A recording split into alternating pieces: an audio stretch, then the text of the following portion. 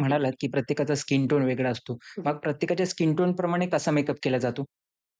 प्रत्येकाचा skin tone हा वेगवेगळा असतोच.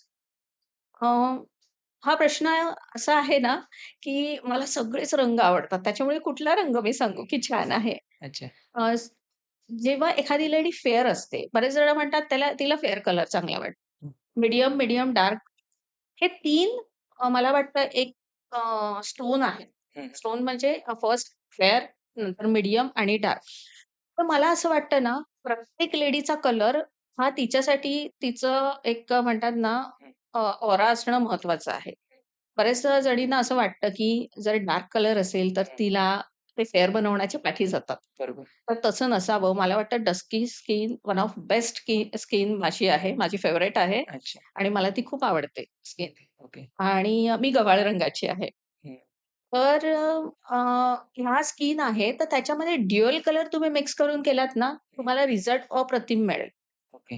म्हणजे एखादी मुलगी जर फेअर आहे, तर फेअर कलर आणि फेअर कलरच्या जोडीचाच कलर एखादा, हं, हं. तिच्या आधी चेहऱ्यावर तो आपण लावून बघायचा. बऱ्याच वेळा तुम्ही ना अ, कुठे शॉपमध्ये जातात किंवा काही दुकानात जातात. सगळेजण तुम्हाला हाताला टेस्टिंग करून देतात. "हे बघ, मी अजून टेस्टिंगचं पुसलंच नाहीये लिपस्टिक आणि हं, ह्याचं."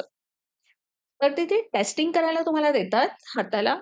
हातावर न टेस्टिंग करताना सरळ गालावर टेस्टिंग करून घ्यायचं. हं, हं. म्हणजे तुम्हाला क्लिअर समजतं, की तुमच्या स्किन टोन कसा आहे. पण हाताचा स्किन टोन हं, हं. आणि तुमच्या चेहऱ्याच्यामध्ये फरक वेगळा आहे. असतो. बरोबर. ते पहिलं जज करणं महत्वाचं आहे. आणि सगळ्यात महत्वाचं तुम्ही जेव्हा शॉपमध्ये जाता, तेव्हा तिकडे किती प्रोफेशनल प्रॉडक्ट आहेत, हे त्यांच्या इन्ग्रीडियंटवरनं तुम्हाला समजतं.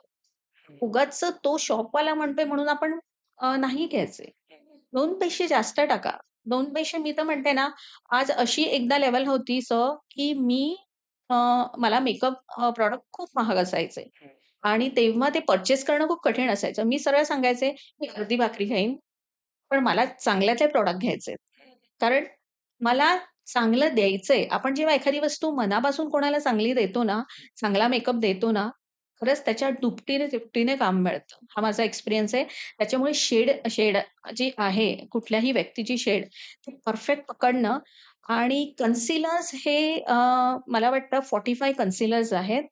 63 फाउंडेशन्स आहेत. ओके. आता तुमच्या स्किनसाठी तुम्ही कोणतं चॉईस करणार हं, हे हं. पण महत्वाचं आहे.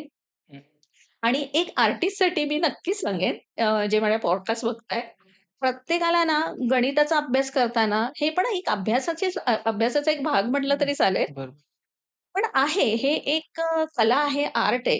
हं. तसंच गणित सोडवताना आपण कसं "बेके वे वेणुणे चार वैतिकसा" हा जसा पाढा आपल्याला येतो आणि आपण त्यानुसार करतो.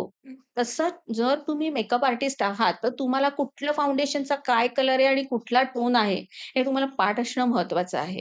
बरोबर.